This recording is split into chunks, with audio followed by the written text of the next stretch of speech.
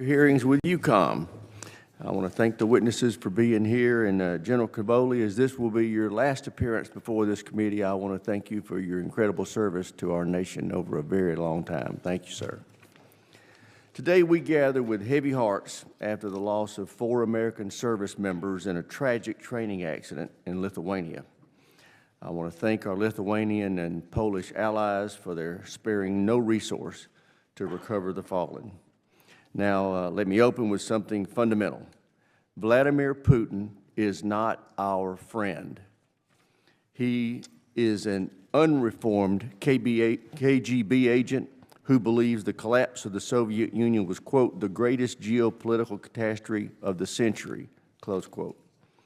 His desire to reconstitute the Soviet Union drove him to attack Georgia in 2008, invade Crimea and the Donbass in 2014, and then launch a full-scale invasion of Ukraine in 2022.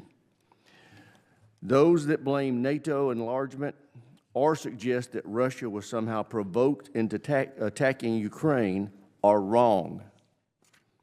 The Ukrainian people have fought bravely over 3 years to defend their freedom. But I agree with President Trump, it is time to stop the bloodshed. President Biden never had a plan to end the war.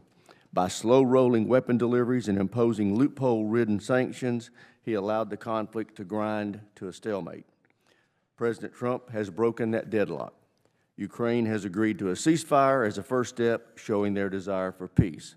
Russia, however, has refused to do the same and continues to slaughter innocent victims.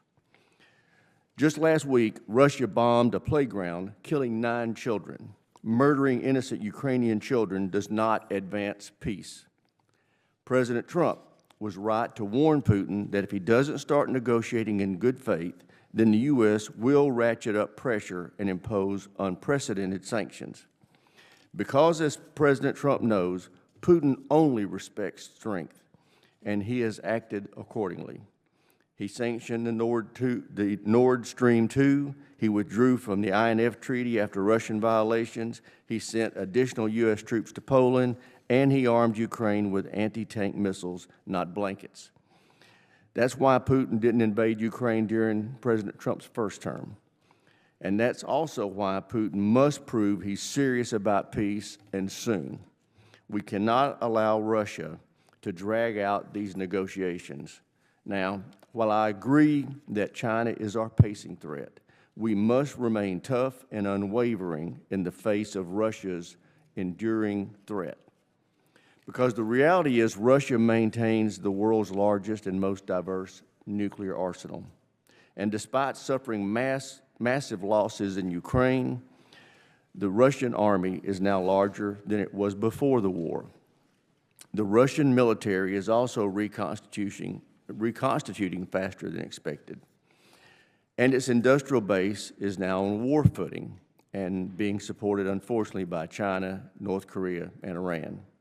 Given these threats, I'm concerned by reports that some at DOD are considering not only giving up NATO command, but also significantly reducing our posture in Europe.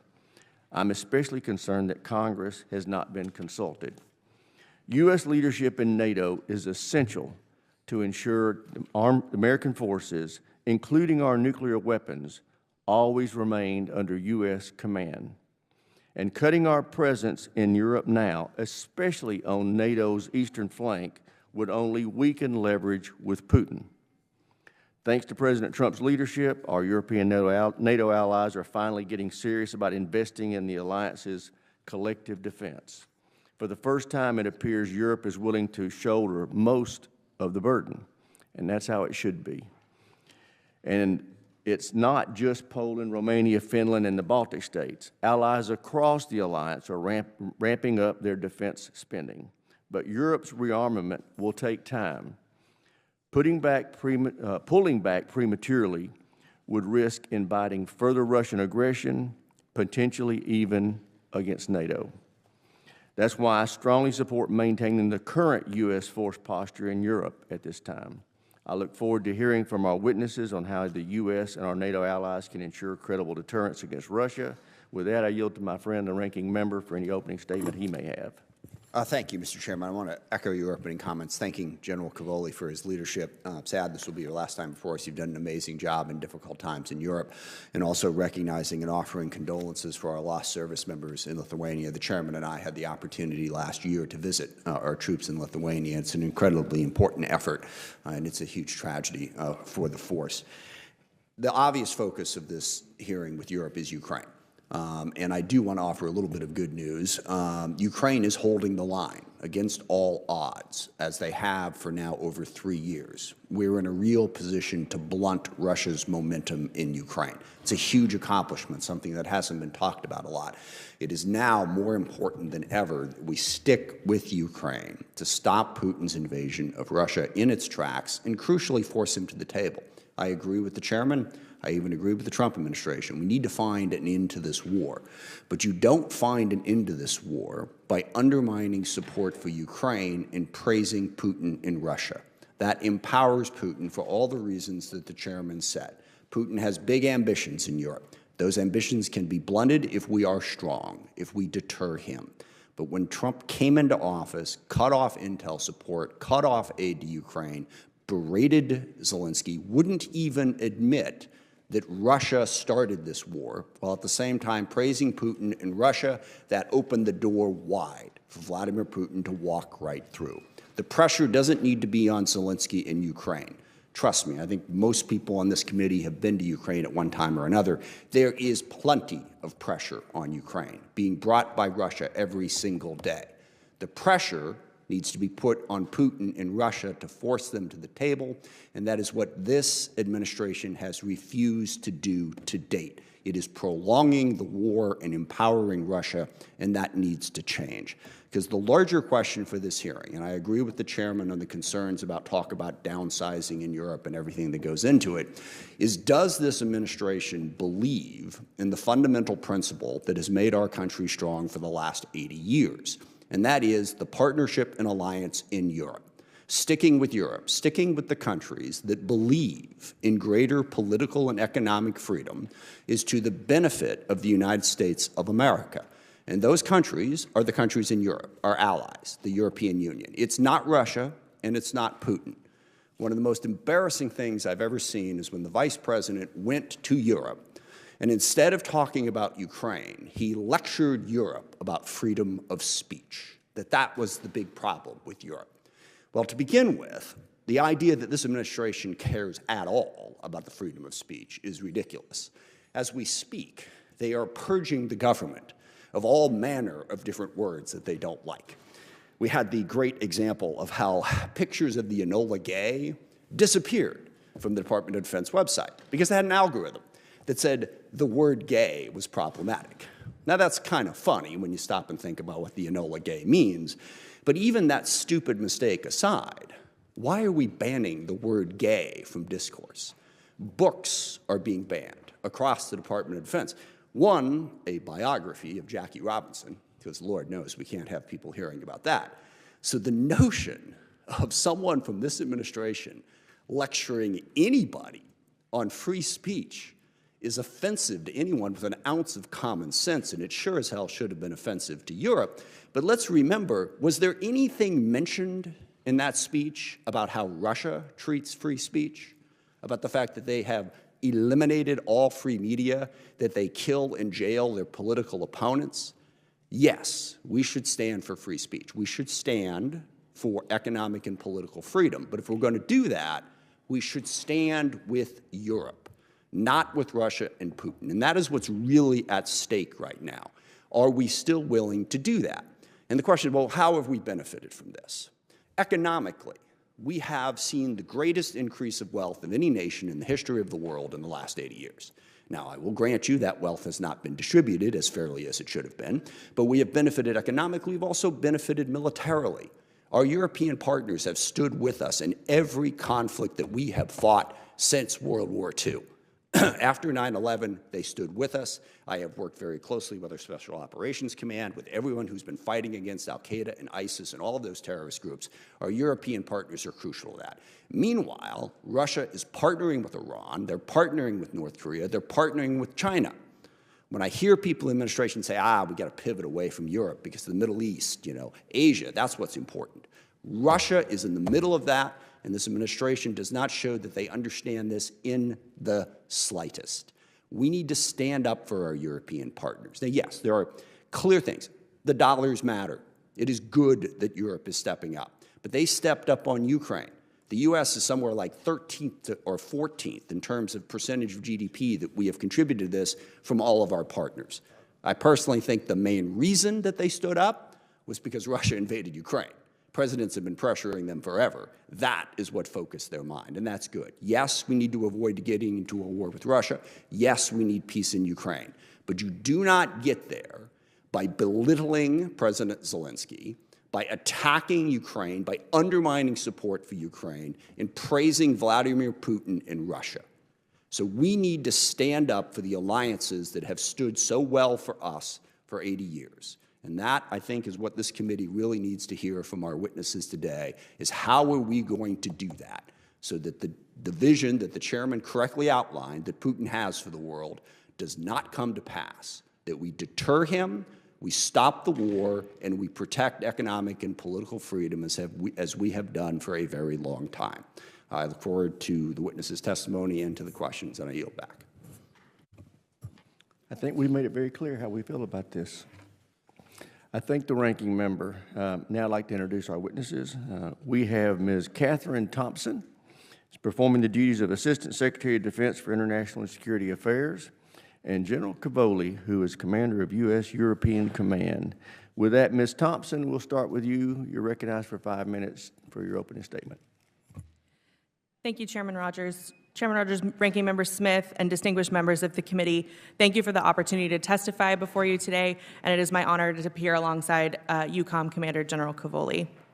Before I begin my formal statement, I would like to take a moment as well to echo the chairman and ranking member's comments to honor the memory of the 4 American soldiers who died in Lithuania on March 26th while conducting tactical training. My prayers are certainly with them and their families. I would also like to thank the people and government of Lithuania, Poland, and Estonia who provided exceptional support during the recovery operation. These nations showed our soldiers the highest level of respect during the dignified transfer back to the United States, and we thank them for those efforts. President Trump has directed the Department of Defense to reorient the United States defense strategy so that it puts America's interests first. In Europe, that means working with our interagency partners to bring an end to the war in Ukraine. It also means finding new ways to strengthen NATO so that the alliance can be as effective in this century as it was in the last. To be sure, neither of these efforts will be easy, not for us and not for our allies. But taking these measures is essential. It is doable, and doing so will leave both the United States and our allies and partners better off. President Trump has spoken often and clearly about achieving lasting peace in Ukraine. This is vital to stop the bloodshed. It will also set Europe on a trajectory towards security and stability like the region has not seen for many years. This is not only good for Ukraine, but it is also good for our NATO allies. And of course, it is most importantly good for Americans who benefit from a stable and secure Europe. Already, the president's team is making progress in this regard. Under his leadership, both Russia and Ukraine have come to the negotiating table, and already we are seeing initial ceasefire take hold. The contours of a lasting peace are coming into view. President Trump and Secretary Hegseth have stated clearly that the United States will not put boots on the ground in Ukraine. At the same time, they have made clear that Europeans must take the lead in supporting Ukraine's defense requirements in the years ahead, and our allies are taking steps to that effect. Last month, for instance, the United Kingdom hosted the Ukraine Defense Contact Group. The UK and France have also committed to lead additional efforts to ensure a lasting peace in Ukraine. As the President and Secretary have said, far more will be required of them and other allies. But it is a promising start, and our allies deserve credit for taking these initial steps. Given the sensitive nature of ongoing negotiations, I will limit my remarks on this subject to this statement. I look forward to being able to share more as peace negotiations proceed. NATO played a central role in America's strategy throughout the Cold War. If not for the alliance, it is not clear that the Cold War would have remained just that, cold. But then the Cold War ended, and as it did, our NATO allies forgot how important it was to invest in their defense.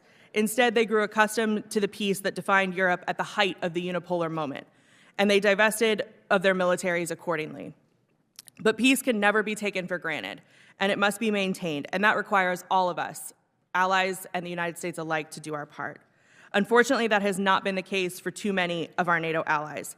In the East, some of our allies, as the ranking member pointed out, did not forget the necessity of investing in their defenses. Even today, allies like Poland and many of the Baltic nations already spend more on defense than the United States does as a percentage of GDP, and they are going even higher and are on track to reach President Trump's target of 5%. These are model allies, but they can only do so much on their own. Western and Central Europe are home to several of the world's largest and wealthiest economies. These allies are more than capable of raising powerful militaries. Tragically, however, they have chosen not to do so. Instead, for decades, they have shown themselves content to free ride, not just at the expense of American taxpayers, but at the expense of their fellow allies' security. President Trump has been clear this is not acceptable. As a matter of justice, Americans are tired of subsidizing Europeans' defenses and, by extension, their vast welfare states. But this is also a matter of prudence. Over the last 4 years, the international threat environment has grown far more dangerous, and we must all do our part to restore peace through strength. This is why Secretary Hegseth has reoriented DOD squarely on warfighting and lethality. And this is why he has called for a factory reset of the NATO alliance. As the Secretary said at the gathering of the NATO defense ministers in February, it is time for our NATO allies to take primary responsibility for Europe's conventional defense, relying on the United States for critical but more limited support, including, of course, our extended nuclear deterrent. That means that our NATO allies must take the lead in providing Ukraine with the security assistance it needs going forward to achieve lasting peace. At the same time, they must generate, field, and sustain the forces required to deter aggression against the alliance itself, including the seas around it, like the Red Sea. If our allies do these things, there is no question that NATO can be as effective in this century as it was in the last, and all of Europe can realize peace and stability for decades to come. But our allies will only be able to achieve these goals if they raise defense spending to 5% of their respective GDPs, as President Trump has emphasized. At the same time, our allies must focus these resources on where they are needed most, on Europe's defense, not on the Indo-Pacific and not on the host of other missions that NATO has taken upon itself recently to field in recent years, and detract from the alliance's proper focus on warfighting, lethality, and deterrence. President Trump has vowed to achieve peace through strength, and the Department of Defense will do its part. Now it is time for our NATO allies to do theirs, and in the process, set conditions for a lasting peace in Europe. Thank you. Thank you, Ms. Thompson. General Cavoli, you're recognized. Thank you, Chairman. Chairman Rogers, Ranking Member Smith, distinguished members of the committee, it's an honor to be here again today representing the men and women of U.S. European Command. It's an honor to be here with Sergeant Major Rob Abernathy, who's been with me the entire command term in EUCOM, and I'm glad to be sitting here next to the person performing the duties of Assistant Secretary of Defense Thompson. Thank you for your condolences for the soldiers we lost in Lithuania, ladies and gentlemen. Our heartfelt condolences go out to their families. They came from all over the United States, from Georgia to Michigan, all the way to Guam, and they represented the very best that we have to offer. They were off on a night mission to recover another vehicle. They were mechanics, and they were tragically lost in a bog. The people of Lithuania and the government of Lithuania responded to that in the most heartwarming and reassuring fashion. A week ago Sunday, I went to Lithuania to inspect the operation to try to recover the vehicle and the soldiers.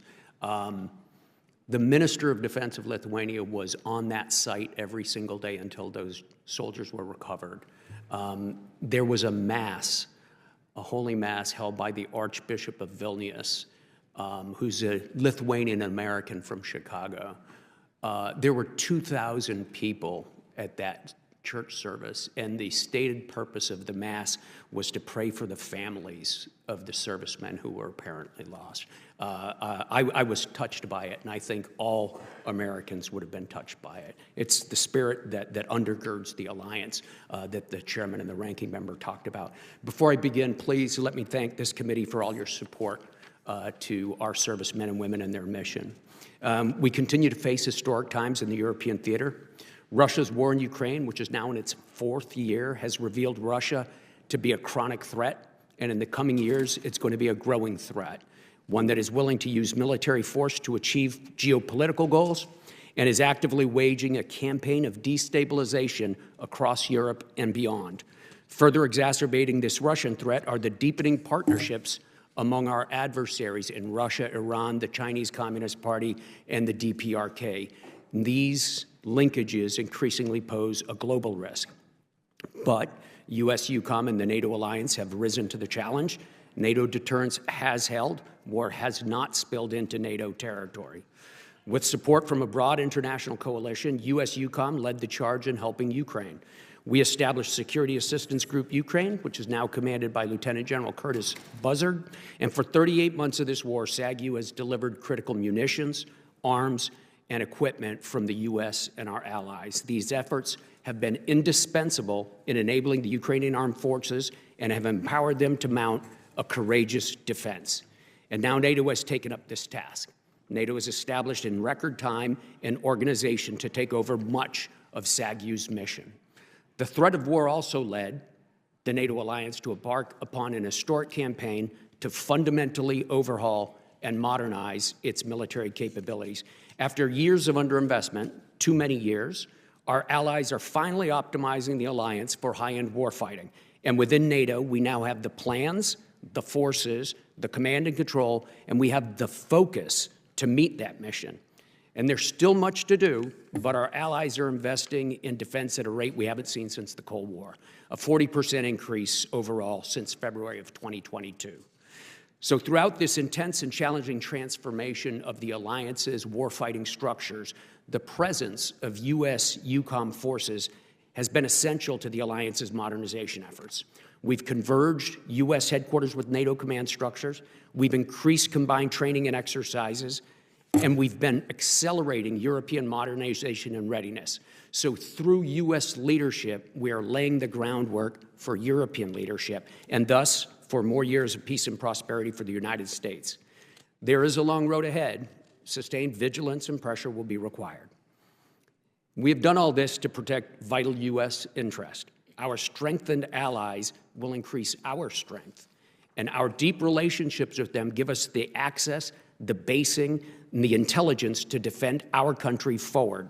The first line of defense of our homeland begins in EUCOM, where our naval forces prevent Russian submarines from breaking out into the Atlantic and threatening the United States.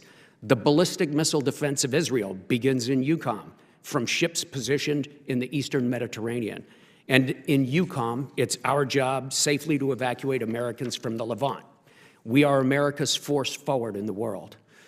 So, ladies and gentlemen, this is my last annual testimony to you. As I'm closing 38 years of service, it's been the honor of a lifetime to serve with our brilliant members during these historic times, and I continue to be inspired by their commitment to our nation's forward defense. I thank you, our Congress, for your unwavering support of our servicemen and women, to their well-being, and your support to their mission. America is the greatest country in the world, and it is in large part because our armed forces are the greatest in the world. I look forward to your questions. I thank both the witnesses. I recognize myself for questions. General Cavoli, given Russia's armed forces are mobilized for long-term confrontation, what's your best military advice on whether or not DOD should maintain the current force posture in Europe for the foreseeable future? Chairman, it's my advice to maintain that force posture as it is now. We have reviewed periodically since in 2022, we originally surged forces forward. We have periodically reviewed the force structure at both the military level and the policy level. And I have consistently recommended throughout that period to maintain the forces we surged forward. And I would continue to do so now if asked, yeah. Now, you referenced this in your opening statement. I would like for you to reiterate it. How does the U.S. force posture in Europe contribute to the defense of our homeland as well as our operations in CENTCOM and AFRICOM? Sir, thanks. Yeah, it's an important part of why we're there.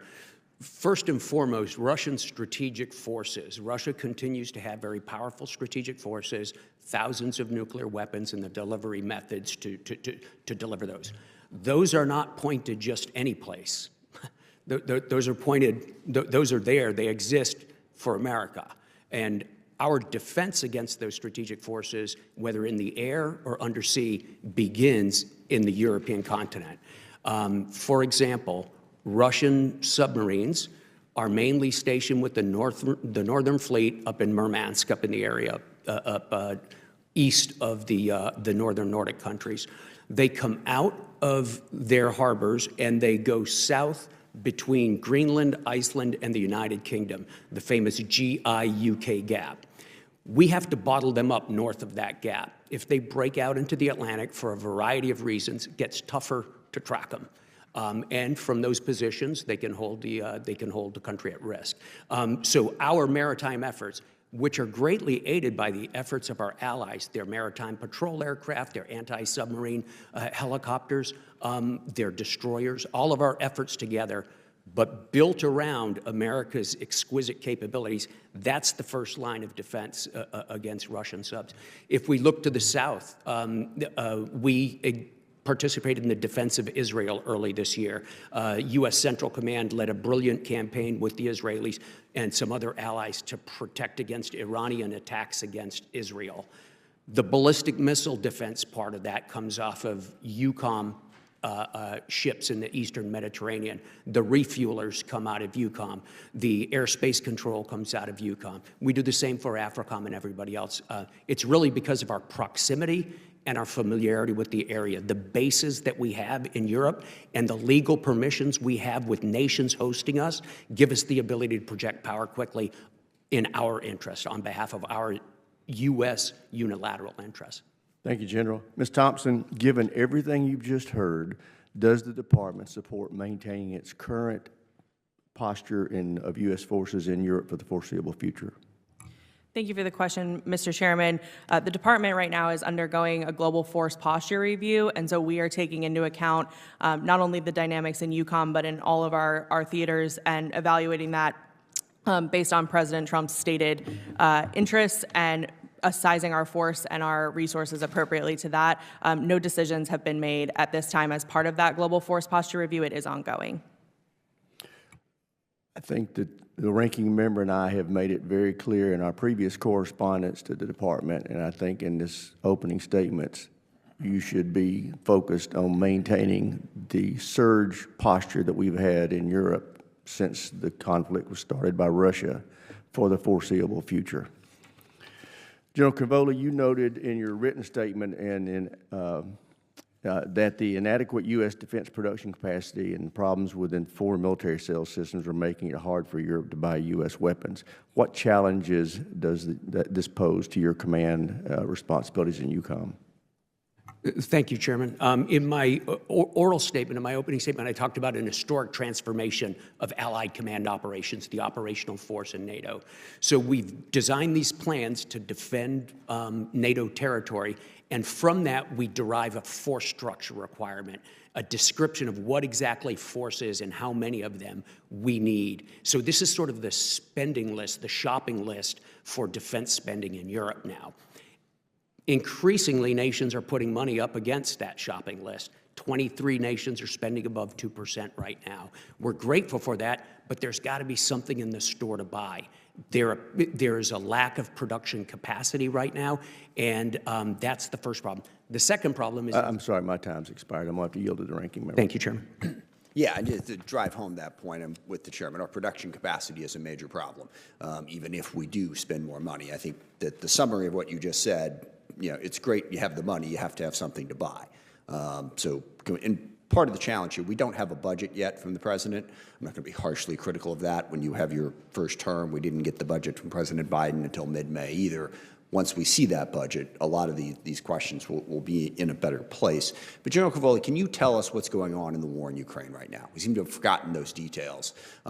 It is still ongoing. Russia is still attacking. But how is Ukraine doing in terms of holding off those attacks in the east primarily? Sure, Congressman. Starting on the ground, if I could take just a moment and sketch down an imaginary map. If we look in the northeastern part of the battlefield up near the Russian province of Kursk, that's the northern extent of the front line of troops. As you know, late last summer, Ukraine pushed into Russia there and established a salient of several hundred square kilometers in a sort of surprise move. They've continued to hold that. The Russians vowed to kick them out by the end of last September.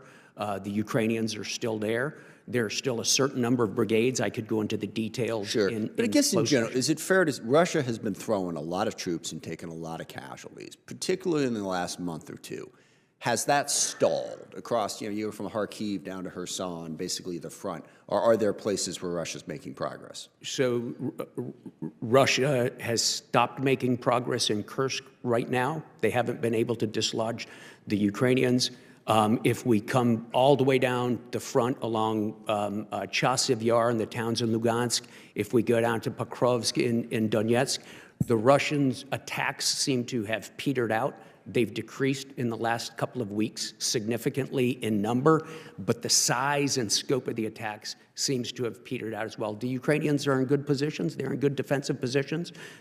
They've improved some of their readiness and manpower situation.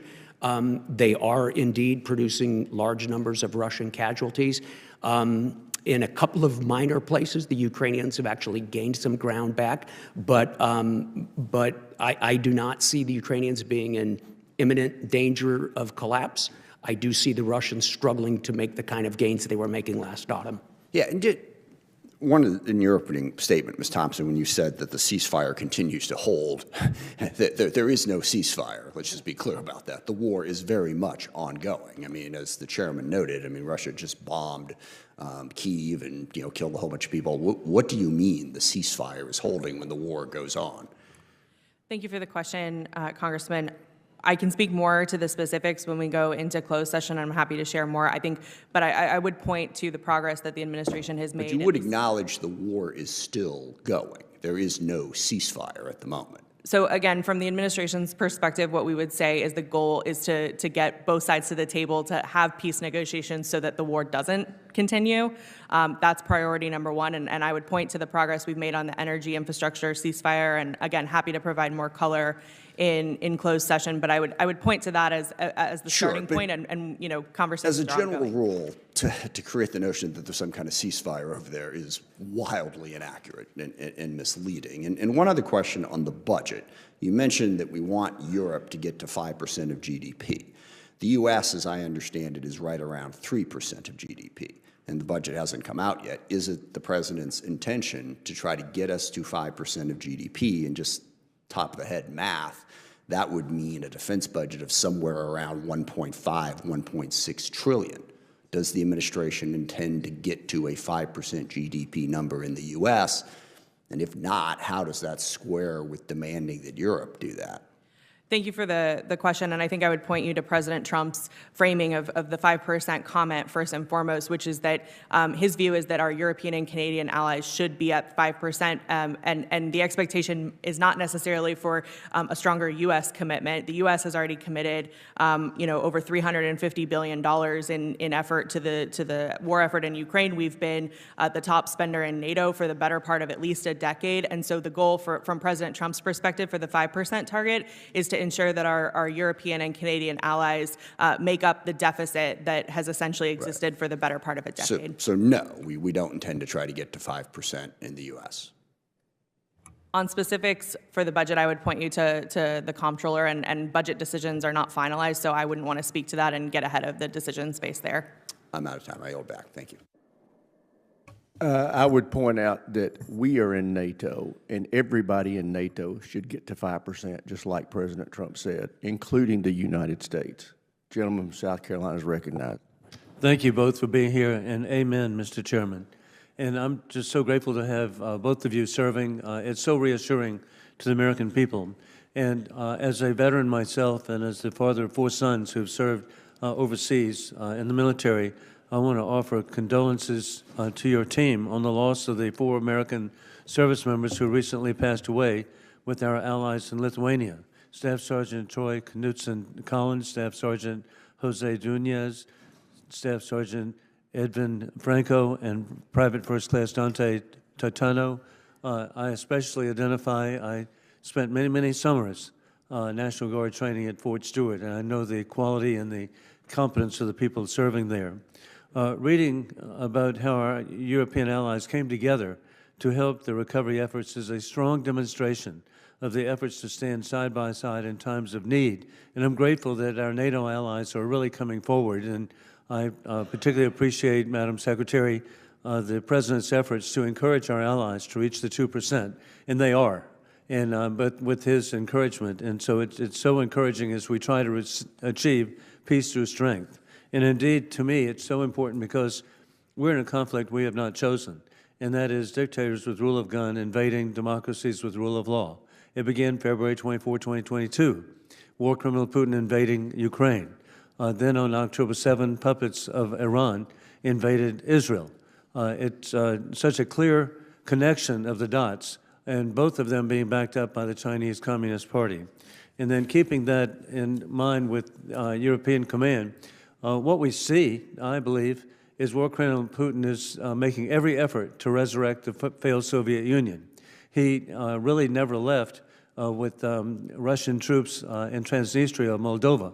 They were supposed to leave, but they did not, and so they occupy part of Moldova. Additionally, we know they rigged the elections in Belarus.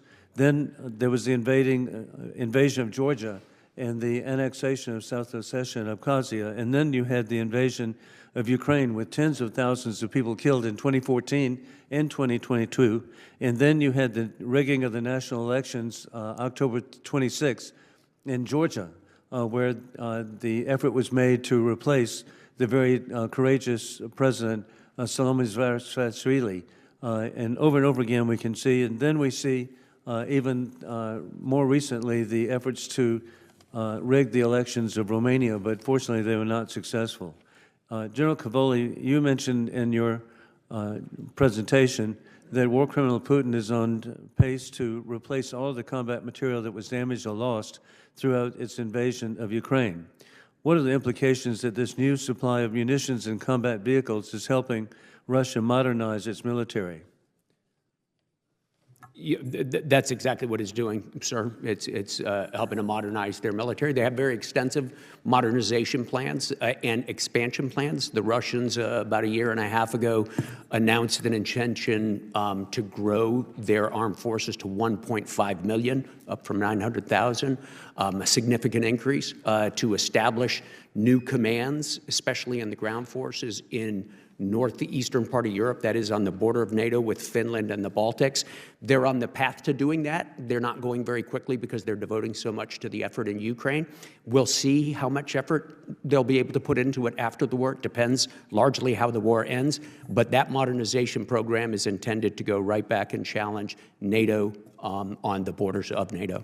And indeed, for the United States, how important is it for us to produce conventional combat vehicles for future combat? Oh, I believe combat vehicles and tanks maintain an important place on the battlefield, and our ability to produce them is going to have a lot to do with our ability to have a strong Army component to our joint force.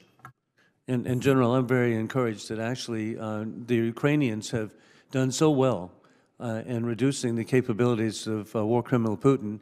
When the dictator Bashar al-Assad of Syria was asking for assistance in November, it wasn't given, and he had to flee to Moscow. And so the people of Ukraine should be given credit that now there's a potential liberation for the people of Syria, and we already know the unintended consequence of what war criminal Putin did of having Finland and Sweden join NATO. So over and over again, it's so encouraging. A key point, too, is NATO countries and the EU provide more aid and have provided more aid than the United States. But thank goodness for President Trump that he's there to provide peace through strength. Thank you. I thank the gentleman from South Carolina. I will now recognize the gentleman from Connecticut, Mr. Courtney.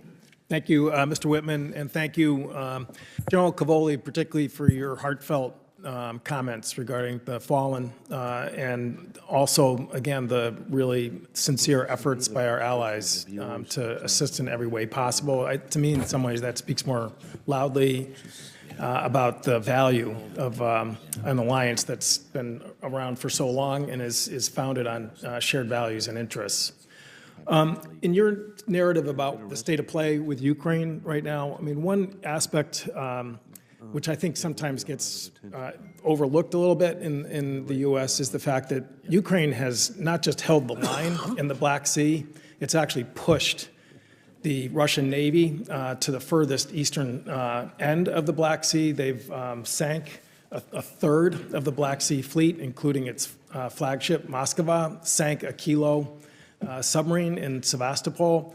And again, in terms of the state of play right now, we saw sea-launched missile attacks over the weekend by Russia, which actually has not happened much since Ukraine, without a navy, has been able to push back the Russian fleet. Can you comment again in terms of just how extraordinary, that achievement is without a navy, and also how whether or not the safe passage of grain shipments are now going to be at risk because Russia now seems to be sort of taking advantage of the lull?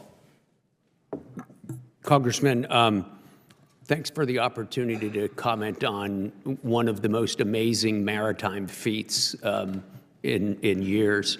So you put your finger right on it. Not only did Ukraine roll back the presence of the Black Sea Fleet, they don't even have a navy.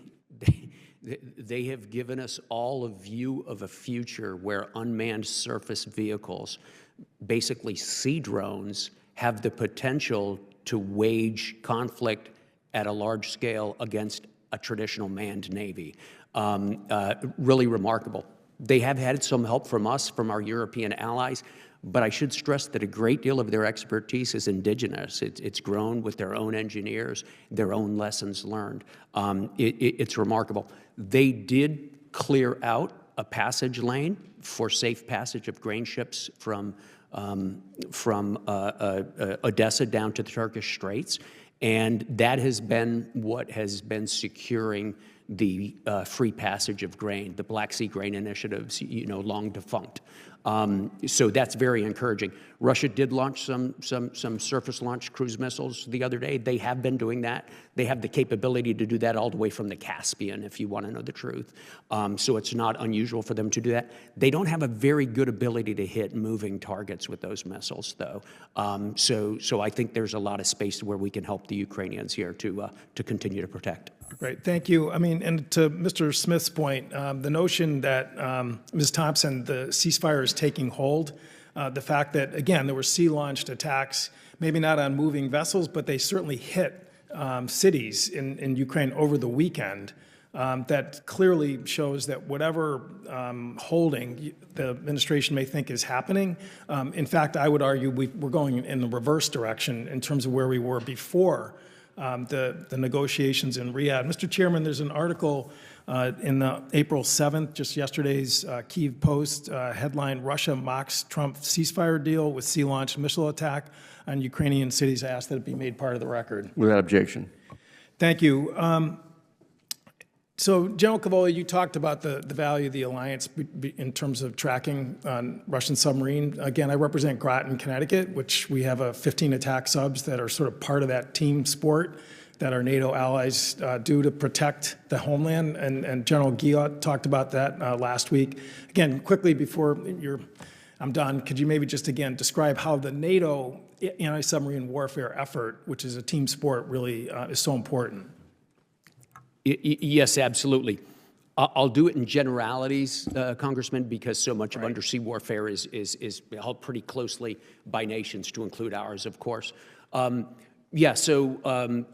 Sub-hunting consists basically of submarine looking for submarine, maritime patrol aircraft using various means to look for submarines, and helicopters looking for submarines, and then surface vessels, usually destroyers or frigates, using their assets to look. And we combine all four of those dimensions to surge in specific areas that that our intelligence helps us to figure out.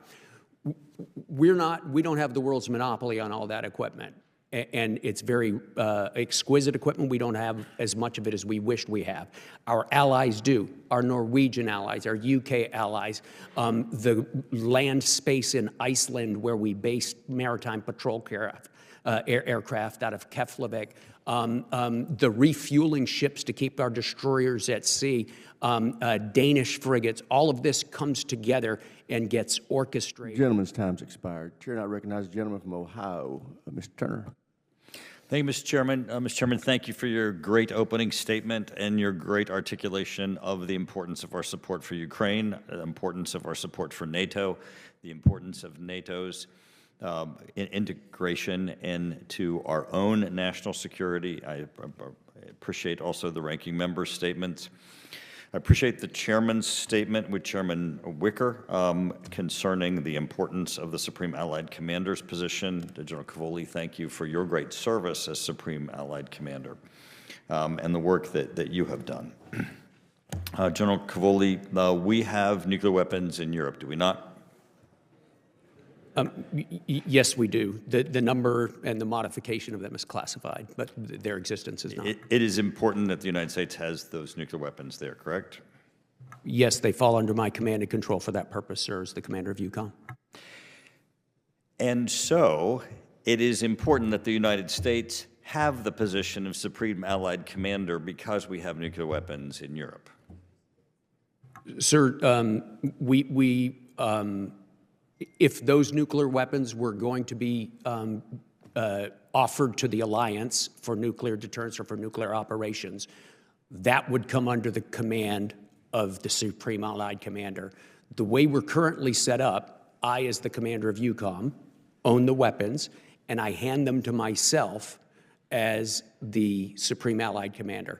That's possible because I am the same person and I am American. So I really appreciate that you just did that straight line for everyone, because the idiocy of the fact that there was any discussion about the aspects of relinquishing the demand or even the rumor of relinquishing the demand is just beyond me, because you both indicated that we have nuclear weapons in Europe, that it's important we have nuclear weapons in Europe, and that it's important that you have the command because you are an American and they are under your command. So beyond all the other aspects of its importance, which is important, all of which are incredibly important to our national security, that alone ought to just end all of the debate. So thank you for making that with such unbelievable clarity. There have been individuals who have unbelievably also stated that they don't understand why we have bases in Germany to defend Germany.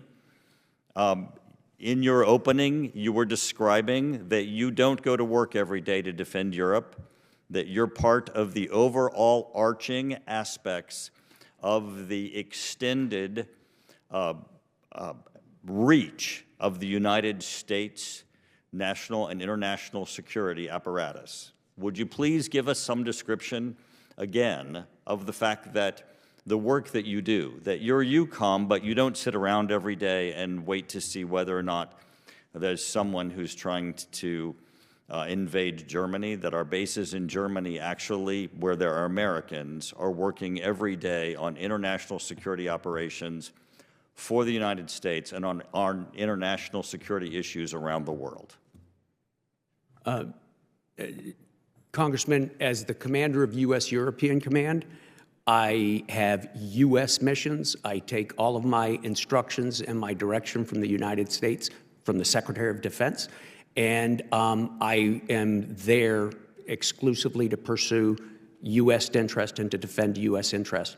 Inasmuch as I'm located in Europe with that force, it's almost always in conjunction with allies, but I am doing it from a U.S. perspective for U.S. interests. But you were describing Israel. You do things in the Middle East. You do things all around the world. You're not just sitting there defending Europe. No, sir. If you look at the Mediterranean Sea, three very important U.S. combatant commands come together there. There's U.S. AFRICOM, Mike Langley. There's U.S. CENTCOM with Eric Kurilla, and there's EUCOM. And the intersection of the boundaries of those three organizations demands that we work together. In the event EUCOM has the most bases and the most developed infrastructure to be able to support the other two. So obviously I spend more time supporting General Langley in Africa than he spends, supporting me in Europe.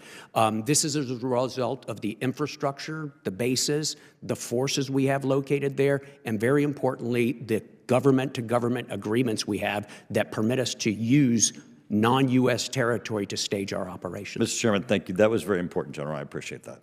Thank the gentleman. Chair, and I recognize the gentleman from California, Mr. Garamendi. Thank you, Mr. Chairman, and thank you for your clarity of your statement, as well as for the ranking member, Mr. Smith. General Cavoli, thank you for your service. You've been at this a long time, and the clarity of your testimony today is extraordinarily important to all of us about the role of EUCOM and the defense of Europe, also the defense of the United States. My question really goes to Ms. Thompson, and I would like to have clarity about the administration's belief or not that our NATO European partners are critical to U.S. national security. Thank you for the question, Congressman. I would point you to Secretary Hegseth's comments on his first trip overseas, which was to the NATO Defense Ministerial, and where he acknowledged that NATO is the most successful defense alliance in history, and that he made clear that we are not abandoning our European allies. In fact, our efforts and President Trump's efforts, particularly on the defense spending front, is meant to bring our European allies alongside us to develop a status quo. I got all that from your testimony, but my question was different. My question is or are the European allies critical to our national American security? I would say a strong defense and deterrence in Europe is certainly in our national interest, particularly as the department has an aim to focus on homeland defense, and certainly as the chairman and ranking member recognized the looming threat of conflict with China in the Indo-Pacific. Having partners in Europe that, as allies and partners, are strong on defense and deterrence and are capable only helps further those interests for us. The lack of clarity in your answer is noted. However, it's also clear that the statements from the administration, including the Secretary and the Vice President, would indicate that the administration does not value our NATO allies, calling them pathetic and other demeaning words, and also missing the monthly NATO meeting, would indicate that perhaps the administration's view does not coincide with your roundabout statement. So the question is, does the U.S. still value the partners that we have in Europe? Thank you for the question, Congressman. And again, I would say, as the Secretary and the President have emphasized, we do value our partners in Europe to the extent that they're willing to step up and be strong allies and partners with us, and that means pulling their weight. And that's the tough message and the honest message that this administration has been delivering, and we believe it's important to be honest with our allies, and that only builds a stronger relationship for us and for our European allies and partners. Maybe that's not correct. Maybe it actually weakens our partnership when you demean, when you discourage, and when you place them in a lower value. Moving beyond that, I just note the self-inflicted wounds that the administration has put in place in Europe and the extraordinary additional burden that places on our military leadership, trying to hold it together. I want to also thank Mr. Turner for the clarity that he brought with regard to the command of NATO. General Cavoli, there are many facilities in Europe, some of them on the eastern side in Poland. Are there any plans to change the footprint of the U.S. military on the eastern front? Congressman, we move forces around frequently in Europe. Our air forces are hopping all around, our maritime forces, even our ground forces move from place to place. But the principal locations where we have forces right now, that's where they are, and that's where I'm planning to keep them. Very generous, some of the countries on the eastern flank, Poland, $3.2 billion in infrastructure to provide housing for our servicemen who are rotating through there. Lithuania has built a city for an armored battalion. I think that got at your question, sir. If not, please let me know. I will in the classified. Thank you. Yield Okay, back. thank you. Great. Gentleman's time's expired. Chair now recognizes the gentleman from Tennessee, Mr. Desjardins. Thank you, Chairman. I'd like to get through a couple questions with General Cavoli, I'm sorry. General, last month the Defense Innovation Unit announced that EUCOM and INDOPACOM would be the first to receive new generative artificial intelligence capabilities under the Thunder Forge Initiative for operational planning and decision support. From the command level perspective, how do you envision this technology enhancing EUCOM's capabilities? Oh, it's going to be fantastic if it works out the way it's supposed to, Congressman. It's an ability to use artificial intelligence to do complex models and then to run scenarios in it. So effectively, to do the sort of wargaming that used to involve a bunch of majors hunkered over a map in the middle of the night, arguing back and forth, we'll be able to automate that and do thousands and thousands of iterations. It'll really help clarify some of our planning. Okay. What kind of guardrails are you putting in place to ensure that it augments rather than replaces human judgment, especially in high stakes or escalatory scenarios? Well, I expect my subordinate officers to come to me with the decisions and the recommendations, not the computer. It's going to be an integral part of our staff process, the way we do them now. It could conceivably help to replace some manpower, but in the beginning, it's designed to enable manpower. Okay, and General Cavoli, I appreciate you raising the alarm about the roughly dozen European ports near or co-located with logistic hubs that have significant Chinese investments. I think this is a critical issue that doesn't get the attention it deserves in Washington. What's your assessment of the risk this poses in a crisis? And when you bring these concerns directly to our allies, are they receptive to your concerns? The concerns are obvious, sir. We could lose access at a critical time to a port. In our exercise program, we're very careful and very deliberate to exercise a wide variety of different port facilities so that we understand the way they work and their ownership and everything, and so that we exercise our rights to use them. When we talk to our allies about them, they almost always immediately respond if we have concerns about the ownership. In some cases that we could talk about in closed session, allied governments have intervened and stopped a tender because it was going to put a critical piece of infrastructure potentially into the wrong hands. Mm-hmm. And you also pointed to CCP-linked 5G infrastructure across parts of Europe as an area of concern. Beyond diplomacy, what tools do we have, either bilaterally or through NATO, to mitigate the surveillance and influence risks this poses? Beyond diplomacy, sir, I think I'd do best to answer that in closed session. Yes, sir. I yield back. Chair now recognizes a gentleman from Massachusetts, Mr. Moulton. Thank you, Mr. Chairman. Russia has launched 1,460 guided aerial bombs, 670 attack drones, and more than 30 missiles in the last week, killing at least 21 civilians, including 9 children. Ms. Thompson, do you think that that means we've seen an initial ceasefire take hold, to quote you? Thank you for the question, Congressman. I would point out that this is an ongoing peace negotiation process. We are at the beginning stages of it. I'm asking if you think that qualifies as a ceasefire taking hold.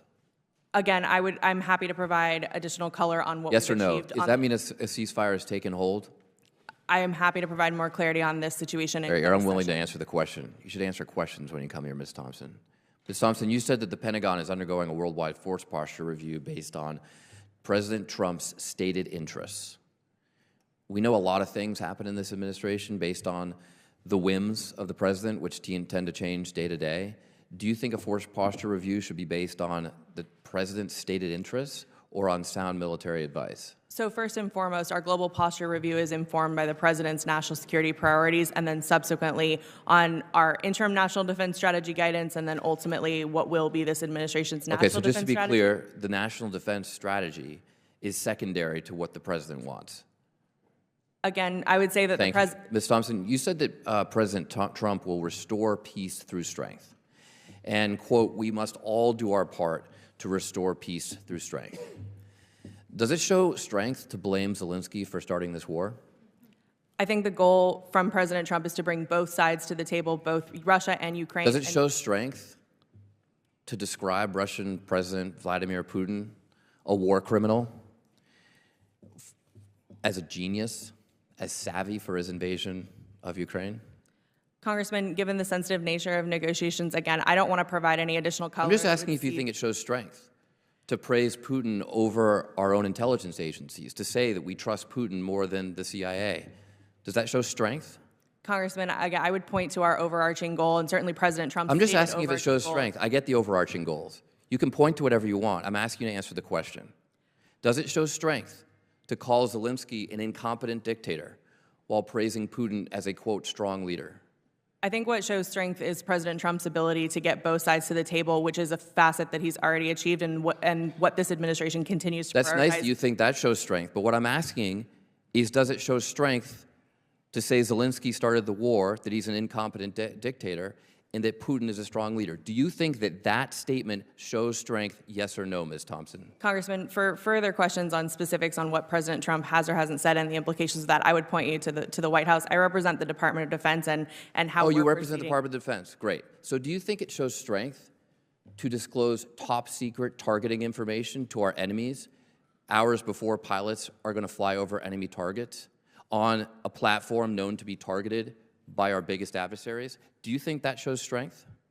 Congressman, again, those are discussions that I'm not privy to, and so... No, you don't need to be privy to the discussions. I'm just asking you if you think it shows strength to disclose top secret information. I think what shows strength on the topic that we're here to discuss, which is force posture in Europe... I'm not asking about that. I'm asking about whether we should disclose top secret information.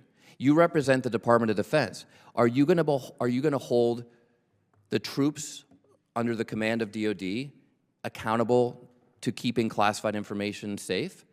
Or do you think it shows strength to tell our troops that it's okay to disclose top secret information? That they will not be held accountable if that happens? Congressman, I can only speak for myself, and I personally practice all of the information security protocols of the department, and it is the expectation of the department in this position to do so, and I certainly do. And do you hold yourself accountable for that? Personally hold myself accountable for compliance with information security? Absolutely. Well, that's a far cry from what we're seeing from the Secretary of Defense, who said that accountability is back, but has refused to hold himself accountable. General Cavoli, how many Lithuanians showed up for the Mass to celebrate the lives of our service members? Congressman, I couldn't give you an exact number. I don't know what the police counted, but it's the National Cathedral. It's in this main square. Several hundred? Close to 1,000? What is it? Certainly over 1,000. Well, we only have one president who spent $26 million on taxpayer-funded golf vacations in the first 69 days since its inauguration, and yet he couldn't leave a Saudi golf tournament to show up for the dignified transfer of those soldiers' remains. Mr. Chairman, I yield back. Gentleman yields back. Chair, and I recognize the gentleman from Nebraska, Mr. Bacon. Thank you both for being here. I appreciate you both, and I applaud your service, General Cavoli, and congratulate you. I served in Europe. I was commander at Ramstein, deputy commander at 3rd Air Force. I know the importance of NATO. It's been the bedrock or the foundation of our security for 7 decades. And I know the threat that Russia poses. I've studied it my whole career. So my first question for Ms. Thompson. I have significant concerns about our approach to relations with Russia. I do not like how we are treating Russia with kid gloves like they're our friend. And often we use very harsh words towards our allies in Europe and Ukraine in particular. Does this administration see Russia as a potential partner in things such as resolving tensions in the Middle East? I'm just trying to get to motives. Congressman, what I would say is as the interim national defense strategy guidance points out, Russia, Iran, North Korea, China still pose great threats, and we live in an extremely dangerous security environment. And so I would acknowledge that up front, just to get to the crux of your question. What I would say is the goal for President Trump in peace negotiations is obviously to bring both sides to the table, and to do that, we have to make sure that both scales are balanced to get both parties in a room and talking. And so, what I would say from what you're seeing from the administration is that at the end of the day, the goal is to get both sides to the table and keep both sides at the table so that we can get to the overall objective that I think we all share, which is an enduring peace in Ukraine.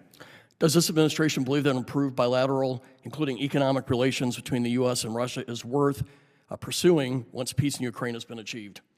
Sir, unfortunately, I can't speak to those dynamics. I would direct you to the State Department for any sort of follow-on diplomatic elements that would come after this. The Department of Defense is squarely focused on supporting President Trump's efforts to reach an enduring peace. I just wish we had clear moral clarity when it comes to Russia and Ukraine. Who's the good guy? Who's the bad guy? Who's the invader? Who's the victim? And who's committing the war crimes? And I applaud the efforts for peace, but we can't whitewash Russia's behavior to get them to the table. I think we all see what they're doing, and we should be very clear about it. My next question is General Cavoli. I'm deeply concerned about the security situation in Eastern Europe with the ongoing invasion of Ukraine by war criminal Putin. I believe that if he is not stopped in Ukraine, he will continue to turn his attention towards other former Soviet states like Moldova, or going next to the Baltic nations, Latvia, Estonia, and Lithuania. Will the U.S. maintain its presence in these countries to ensure that Russia is deterred from further aggression? Sir, clearly that will be a policy decision that will be made as time goes on. We're in a good position right now. Is it correct that the department's considering pulling out 2 rotational brigades out of Europe? Sir, as I said earlier, there's a constant review of this all the time. Usually the dynamic is services are asking to recover some forces. They have readiness concerns, modernizations concerns. So those discussions continue right now. I think it'd be a grave mistake to pull forces out of Europe right now. I mean, this is the time to deter Russia, and I think withdrawing forces is a sign of weakness, and it lowers our deterrence. One more follow-up question with you, General Cavoli. While I agree with the administration that focusing on China as our top threat is essential, I worry that we must not take our eye off of Russia and Europe. I believe adamantly that Putin will take any sign of U.S. weakness in Europe as a chance to continue his campaign of aggression in the former Soviet territories. What is the overall U.S. military posture in Europe going forward? The overall posture for the U.S. military will be to accomplish the objectives that we talked about a few minutes ago in my opening statement and in some of my responses to questions are first and foremost to defend the United States of America forward.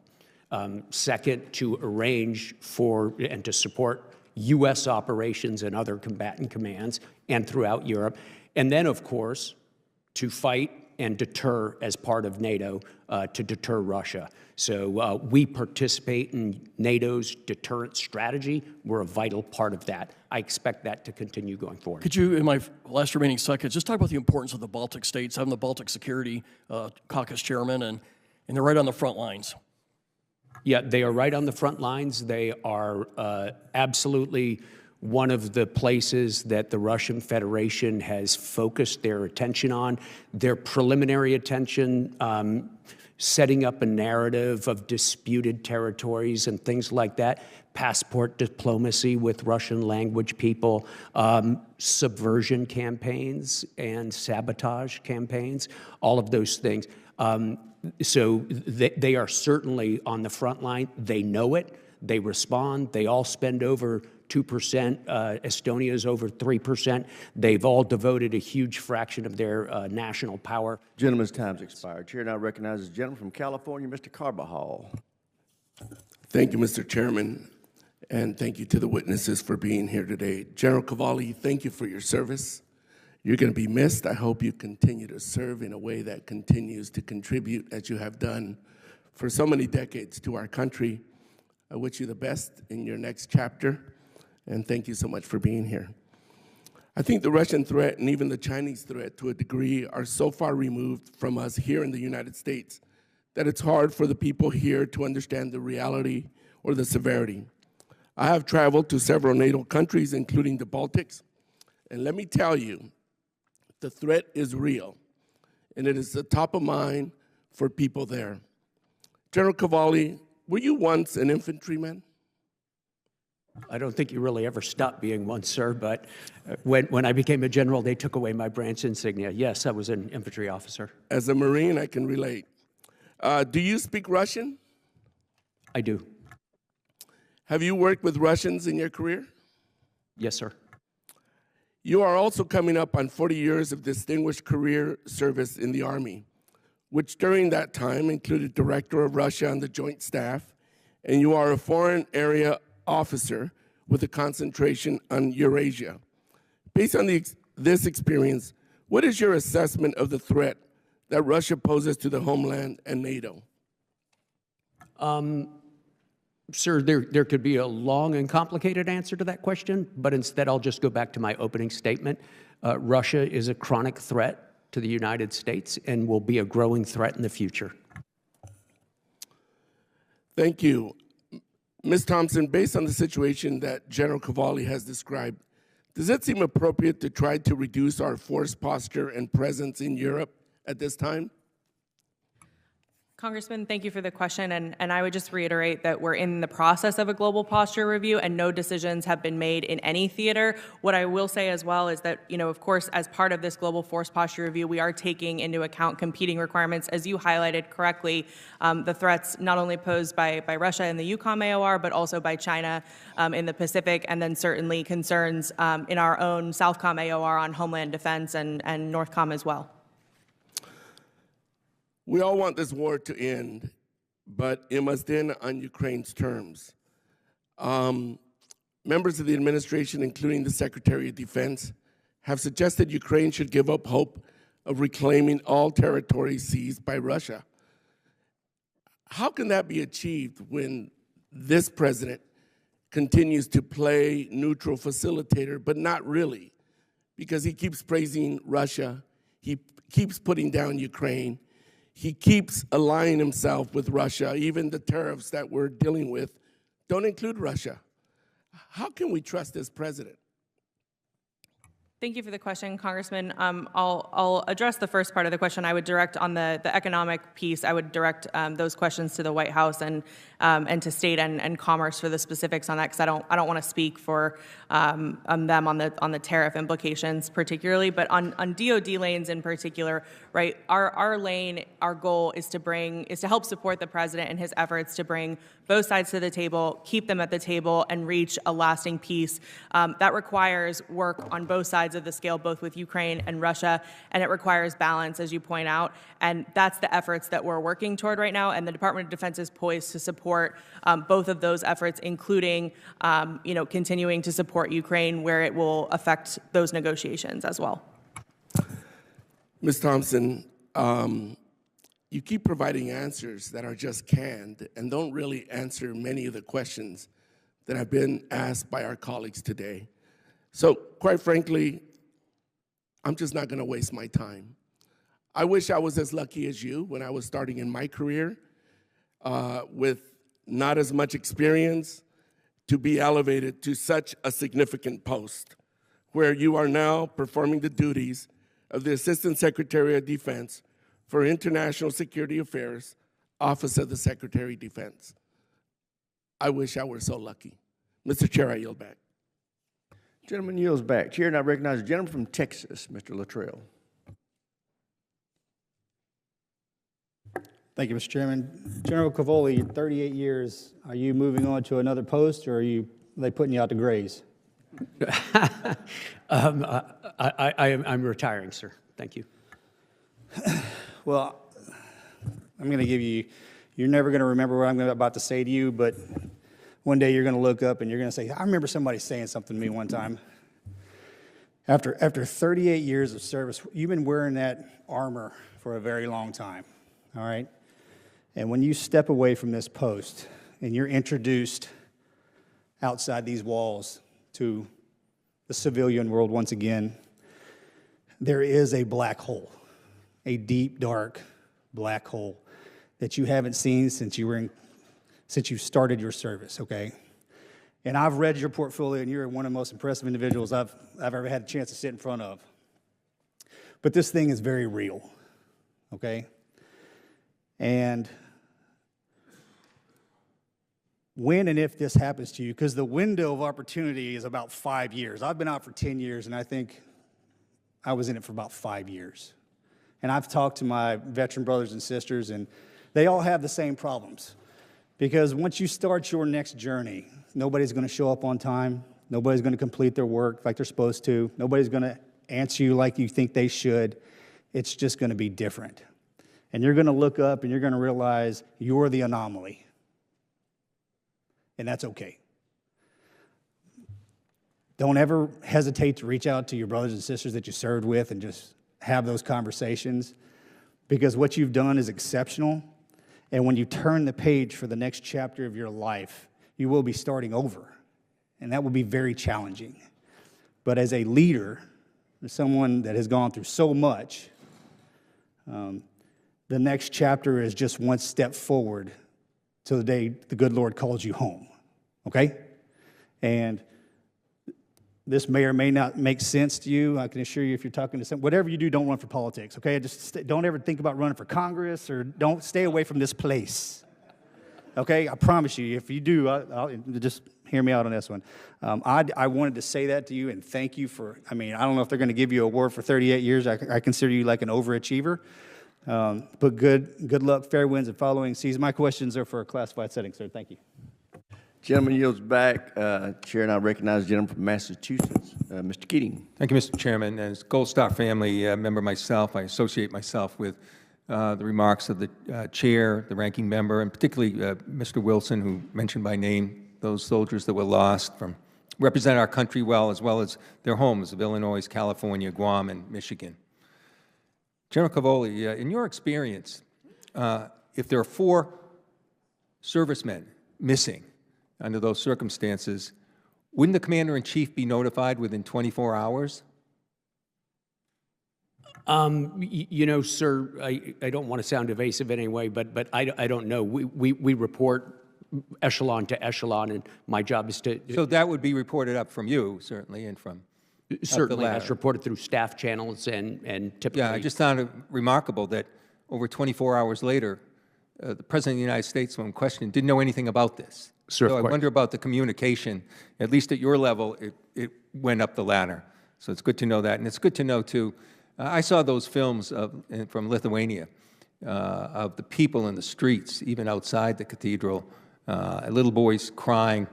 And I believe there were reports, too, I don't know, you were there. Wasn't the president of Lithuania there, too? He was present for the procession for the dignified transfer. Thank you. Ms. Thompson, you said we should step up and match, the European allies.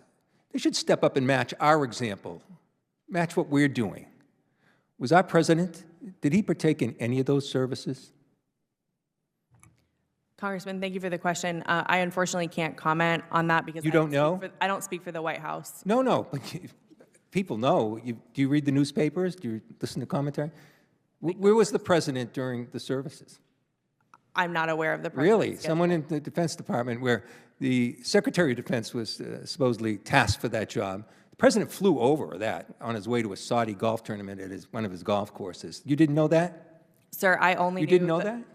Sir, I only knew that the Secretary of Defense had planned to attend and that, he was Well, I guess aware we're of the really siloing situation. information then, if you weren't aware of that. General Cavoli, you mentioned about the importance, and I couldn't agree more. And it's more important now. If we don't understand it in Ukraine, we'll never understand it, of the deep relationship that we have with our European allies in particular. And there was a lot of talk with the recent Houthi attack. But wasn't it true that in prior attacks that the UK and other allies participated in attacks against the Houthis as well? So there was alliances there. We were working with allies in prior attacks. I believe so, Congressman. I'd have to defer to General Kurilla on that for the exact details, but I am aware that there was some UK in Allied particular, fighters were there. Yeah, as well. I can't give you numbers of the exact country. No, but they were there helping us, showing that deep relationship. And I can only question in the deep relationship with the signal chat breach of intelligence that occurred. Here's, this deep relationship from Stephen Miller, who was on that chat. Why ever he was there, I have no idea, but he was there and he said, we need to extract some economic gain for doing this. Vice President Vance said, I just hate bailing out the Europeans again. Ms. Thompson, your boss, Secretary Hegseth, said, I fully share your loathing of European freeloading. It's pathetic. Do you think that speaks to a deep relationship, Ms. Thompson? Congressman, thank you for the question. I think the sentiment that you're describing speaks to a frustration that the American people hold for the deficit as President Trump. In fact, you used the word freeloading in your testimony this morning. I said free rider, just. Oh, free riders. I'm sorry. Thank you for correcting me. You're right. So even though General Cavoli said that there's been a 40% increase just in the last few years, and it's in pace to meet their requirements in Europe, but free riding, that's your term, is that correct? That you used this morning? Yes, and the description from that. No, I'm speaking for your testimony. Now, do you think free riding of our allies, do you think that over 1,000 international allies, including European allies, were killed in the U.S.-led war on terrorism in 9/11, the only time Article 5 has been utilized? So the deaths of over 1,000 servicemen and women from our allies, that's free riding to you? That's free riding? Congressman, my remarks and certainly those echoed by the administration are speaking in the context of the NATO problem set and the Ukraine No, this was NATO allies, Gentleman's Article time 5. expired. Chair now recognizes the gentleman for Virginia, Mr. McGuire. Thank you, Mr. Chairman. I'd like to start by also offering my condolences and prayers to the 4 soldiers lost in Lithuania. That would be Staff Sergeant Dunes, Staff Sergeant Franco, PFC Taitano, and Sergeant Knutson. And I'd also like to say thank you to our witnesses for being here today. We really appreciate it. And I very much want to thank and appreciate the Trump administration, President Trump, Secretary Hegseth, and Ms. Thompson. You're doing a wonderful job today. Your efforts to keep our American people safe at home and abroad, we very much appreciate what you're doing. And everyone knows we wouldn't have a country without our military. So General Cavoli, I couldn't say it better than my Navy brother, Luttrell, is we really appreciate your service. But your efforts, Ms. Thompson, are working. Morale is up. I've been to the southern border. I've visited military bases. Recruitment is up. We are getting these divisive ideologies. In the military, and as a veteran, if somebody saved your life on the battlefield, you wouldn't care if they were pink or blue, male or female, Democrat, Republican, Independent. We're all on the same team. And for Special Operations Forces, we're always behind enemy lines, we're always outnumbered, and we always win. Because if we don't win, we don't come home. And so these divisive ideologies that have plagued our military, I am so glad that we're focusing more on the job, and that is making our military lethal again. I very much agree with President Trump and the chairman, and that is it is time to end hostilities in Europe with Ukraine and Russia. I very much agree with the chairman as well. I'd like to see all members of NATO do 5%. I know that's a big ask, but we have to have peace through strength. And I'm going to start with Ms. Thompson and General Cavoli. I have a few questions. I'd like to get your yes or no response. Since President Trump assumed office in January of this year, have our European allies and partners increased their defense spending or shown actionable plans to do so? Yes. Yes. Thank you. General Cavoli, can you please provide some examples of how they've done that? Spain today announced that they're going up to 2.3% of GDP. That's a big lift in Spain, where defense spending was not very favored for a long time, and where there was, for a very long time, a very weak coalition government. That's just today's example, Congressman. We could go on and on. The Denmark has recently announced plans to go to 3.2% of GDP. And to spend €2 additional billion on Arctic security. Those are just two examples in the past couple of days, weeks. Thank you. Would the strides these allies are making be sufficient enough to meet the implementation requirements of their regional plans under NATO? Not yet. They will be. So there's a long process called the NATO defense planning process, Congressman. That's where we take the force structure requirement of the plans and assign it out to nations to build for. That's been concluded. All nations have accepted all their capabilities targets. Now it's time to build, and this is where we come to the question of industrial capacity. Certainly, and I remember you guys mentioned that capacity, we've got to have something to buy. And that's something that this committee and our chairman fully supports, and we've had many discussions on that. Let's see, General Cavoli, we've already touched on this, but if you could clarify, some of our allies on NATO's eastern flank have demonstrated their commitment to President Trump's call to increase their GDP spending on defense and improve capabilities, including Poland and the Baltic states. Poland itself has increased its interest in American defense products. Do you believe the current FMS system in the Pentagon operates efficiently enough to ensure that U.S. defense equipment reaches foreign buyers on time? No, sir. We have a lot of work to do in that regard. Thanks. General Cavoli, one last thing. Last week, Defense News published an article highlighting President Putin's announcement of the new Perm nuclear submarine of the Yasin M class. The article also highlighted some of the issues being faced by the Russian industrial base, not unlike our own. General Cavoli, can you provide a brief overview of the current state of the Russian undersea capability in your area of responsibility? Could I do that in closed session, please? Sure. Thanks. And then, if you could, this may be closed session as well, but how does the United States compare to Russia in terms of its undersea capabilities? I am very confident in the United States Navy, sir, but we can go into details in closed session. I appreciate your testimony today, and I yield back. Gentleman yields back. Chair now recognizes the gentlelady from Pennsylvania, Ms. Houlihan. Thank you, Mr. Chair, and thank you all for being here today. And Ms. Thompson, I wanted to start with you. We are here to talk about the European theater. We're here to talk about our commitments to Europe and the NATO allies. I wanted to raise concerns about remarks that we have recently experienced over the last 3 days in terms of the tariffs that are going to be levied across the entire world, including, of course, many of our allies in Europe. Senator Rubio recently argued that these tariffs would not meaningfully affect European defense budgets or NATO's cohesion, and he suggested that the tariffs would be justified without undermining readiness of our allies. I worry very much that based on your opening testimony, asking our NATO allies to spend more, build more, that tariffs cannot possibly not affect readiness. Can you please expound with me on your perspective from the DOD on how might the imposition of significant tariffs impact our European allies and their ability to meet NATO defense spending requirements as levied by this administration? Thank you for the question, Congresswoman, and it's an important dynamic that you bring up, so I appreciate you highlighting it.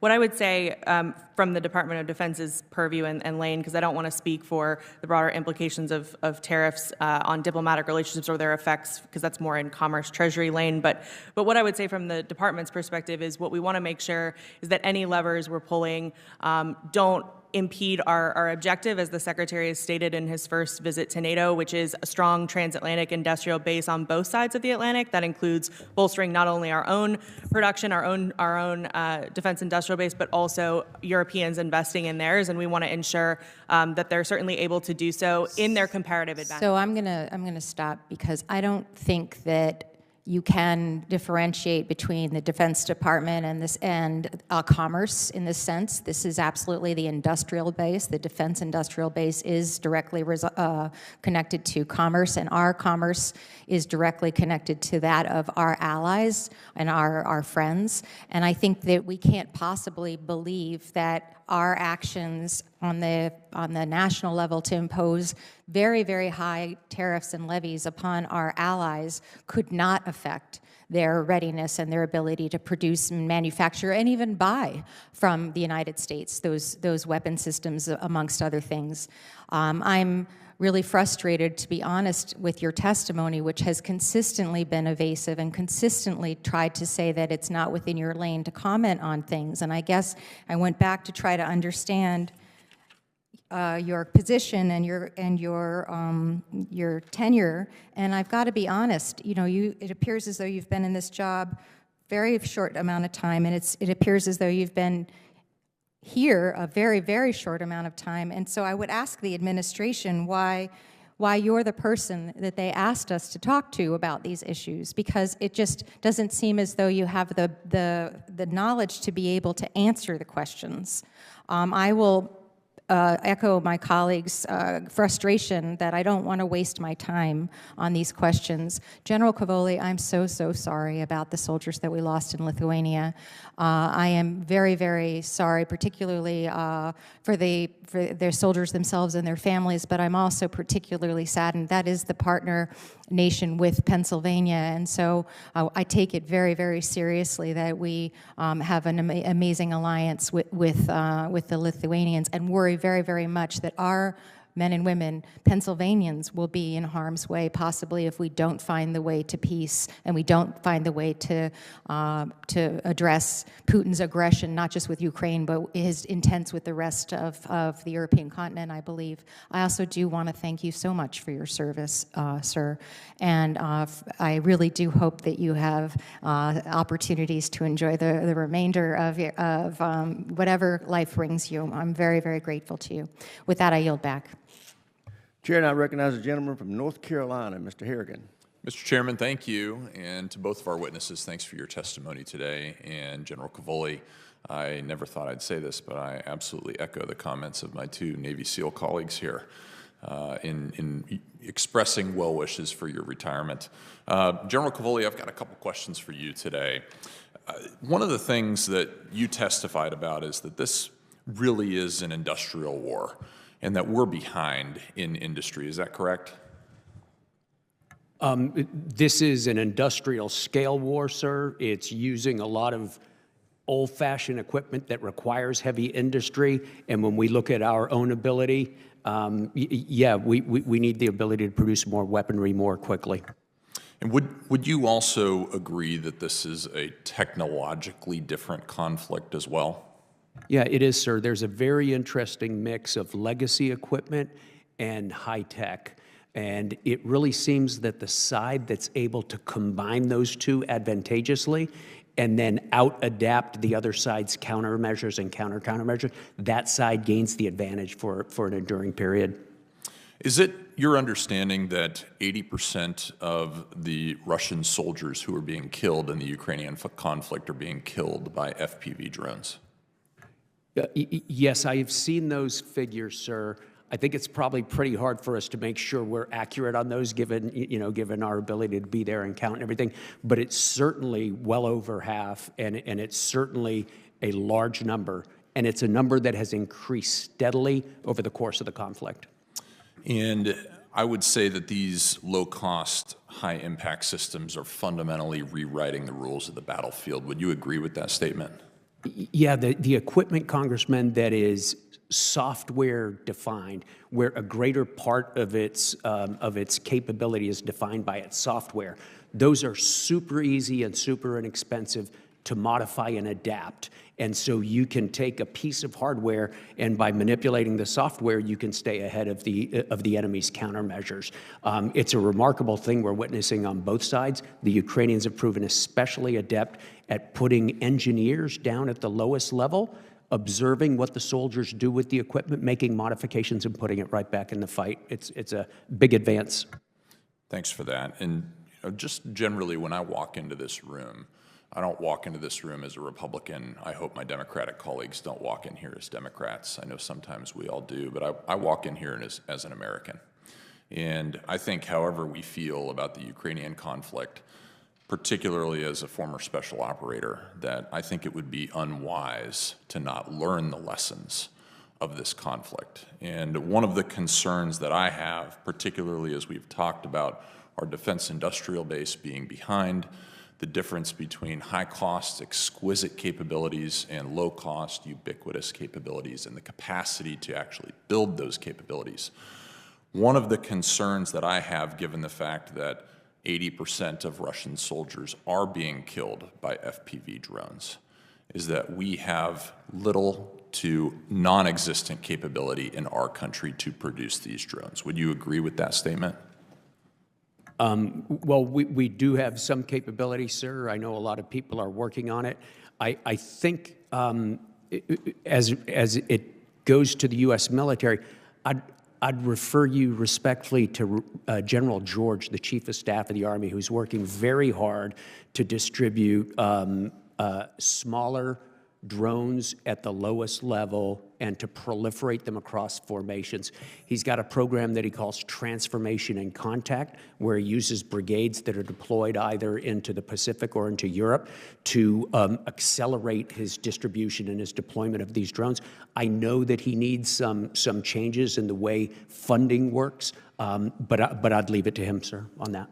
And I think I'm aware of these, but I think we're talking about, thousands quantity. And am I correct in saying Ukraine will produce approximately 4 million FPV drones this year? Yeah, that's right, sir. So we are very far behind that level of production capability for something that is achieving decisive impacts on today's battlefield.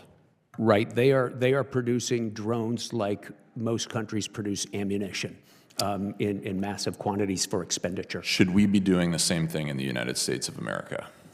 I believe we should be doing that, and I believe we are increasingly going to be doing that. It's not my responsibility to speak about those programmatic, sir. Thank you, General.